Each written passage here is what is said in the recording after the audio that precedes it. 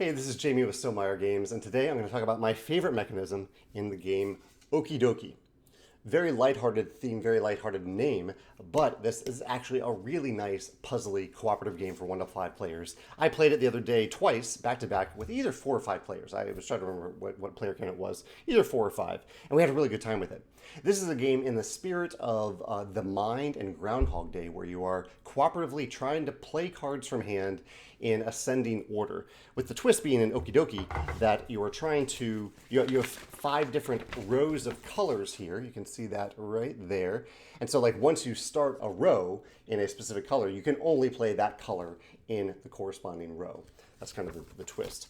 My favorite mechanism in the game, and the numbers must be in ascending order, as is the case in The Mind and Groundhog Day.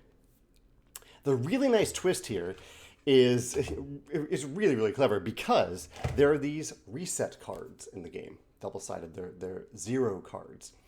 And on your turn, you are either playing a card from your hand into one of these 5, potentially 5 rows. You start out with really no rows, and you end up with 5 rows, 5 different colors. But on your turn, instead of playing a card from hand, if you can't do that, or if you decide you don't want to at the time, you can play one of the 2 reset cards associated with that row.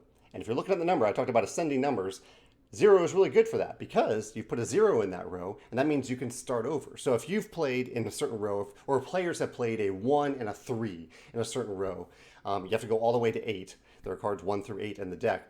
If you played 1 and then a 3, it means that the 2 is still out there. It would normally be impossible to play that 2 card. So this, having a reset card, solves that problem, lets you back up a bit and play, and it kind of, you don't actually back up, but you play the 0, and then after the 0, you could then feasibly play the 2 because you're building off a 0 for ascending order. So it solves the problem. What we didn't realize the first play of the game is that it also presents a really tricky puzzle because in the rules of the game, one of the things that you have to do, this is really unrelated to the general ascending number placement element of the game. One of the rules is that there must be a reset card in every column.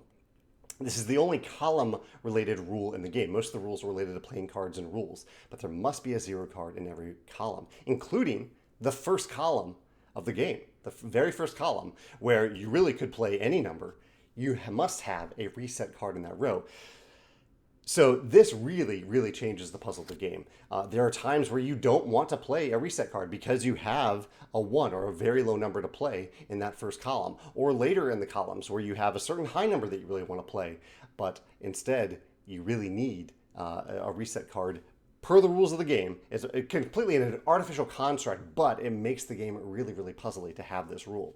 So I really like that it both solves a problem in the game, but also presents a problem that players need to solve and really talk about. Is this the time? Is this the turn to play a 0 card, a reset card in a certain row? And oftentimes there are 2 applicable rows at the time where you have cards aligning with the same column, and you're like, okay, which of these should we put it in? And that's where some collaboration comes in, where you're cooperating with one another. I like to talk about design and component implications. I don't think there really is anything here other than it requires a tiny bit of setup because you're putting 2 of these reset cards in each of the rows to set up the game.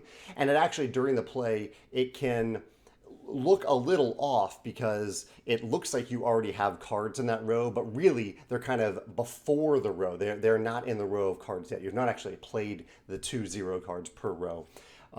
So a little thing there because all this fits into a really small box. There's no board that you're playing on.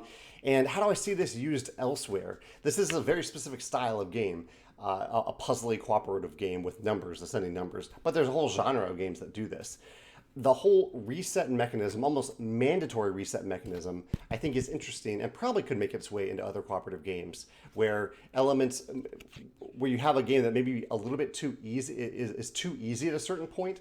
You can add a requirement, just an artificial requirement at that stage in the game to make it a little bit more difficult.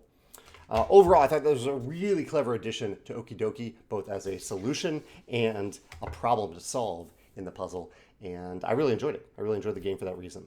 I'd love to hear your thoughts if you've played Okey Dokey or other games like this that maybe have a required, whether it's a required reset mechanism or a required thing that you have to do at certain times that contributes to the puzzle of the game. I'd love to hear your thoughts in the comments below. Thanks.